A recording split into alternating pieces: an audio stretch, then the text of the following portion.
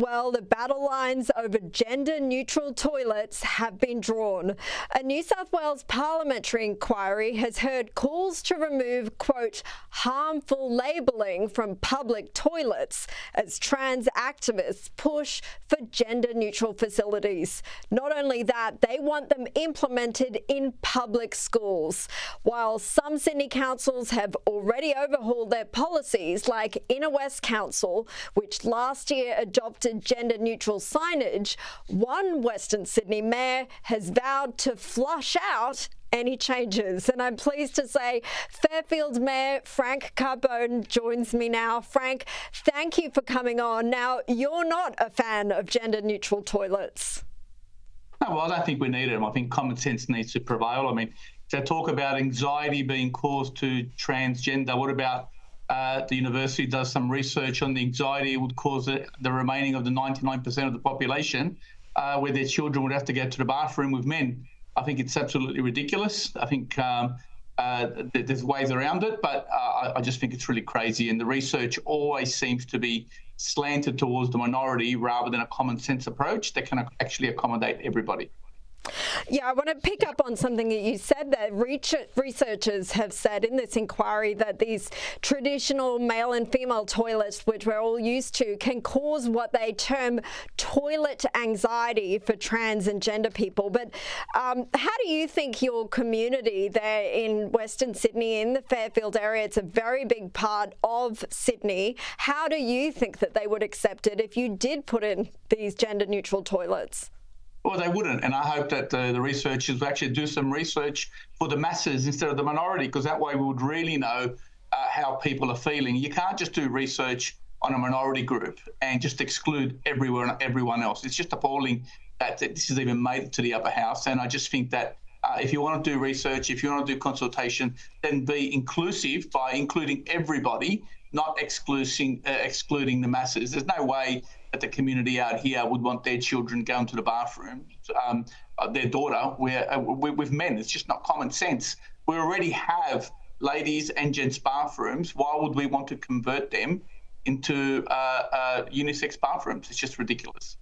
Now, it's not something you'd have control over. Obviously, the council controls the public toilets, but we're seeing this idea being pushed for public schools as well. How do you think that would go down in the school communities of Western Sydney? We can't control it, but we've got a loud voice, and I really note with the article that the Premier was really silent on it, didn't really want to have a comment one way or the other. It seems like he was ducking the issue, and I think that's pretty bad. I think he should have actually made a comment on it and actually stood his ground. I think that parents will be appalled, especially putting it in through the school system. That's just trying to introduce a system early on in ages of our children, and that's just ridiculous. And I don't think parents would accept it, and I would love to see if they're going to be brave enough to take this on, because I don't think they would be, especially out here in Western Sydney. Okay, what about not changing the toilets altogether, but adding a third unisex toilet? I've seen that happen in various public spaces. I'm not sure if it's already in place around Fairfield City Council, but what do you think of that idea? Well, what about a third toilet? Well, there is a common sense solution. We have 24-hour toilets, they're electronic toilets, they're called Exeloos, and these are unisex toilets. They also double up as a disabled toilet, but they're single cubicle bathroom. So that means one person at a time. It's no different what you do at home, and you have a bathroom and one person uses it at a time. So these bathrooms, we already got them rolled out. So we already have that system. We shouldn't be imposing this on 99% of the population when we can simply already use our existing unisex toilets that we have. We've got one of them pretty much in most locations, and they double up as disabled bathrooms, but also as male and female bathrooms. Okay, but Frank, what if the government turns around and says, okay, we've listened to all the evidence of this inquiry, and I'm sorry, but Mayor, you are going to have to put in these gender-neutral toilets no matter what you say. What will you do then? Well, that's what the government tried to tell us with the voice. That's what the government tried to tell us with a lot of things.